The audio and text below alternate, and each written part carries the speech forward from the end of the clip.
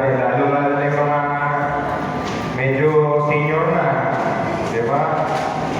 Senior pa kayo? Ah, hindi halata. Ayan.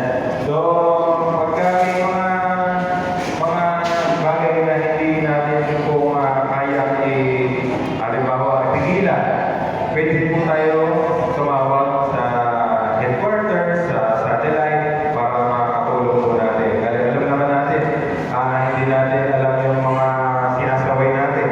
Mamaya, makakain o, di ba? Sasagot-sagutin tayo. Tayo naman, yung ginagawa naman natin sa trabaho natin para bantayan sila. Sila na lang ang binabantayan natin. May mga swerte na, may umiinom.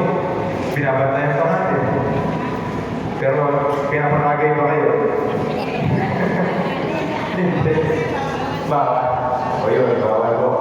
Kaya, habang hinihintay po natin yung ating ate nila sa inyo yung susunod na PNP pa rin, no?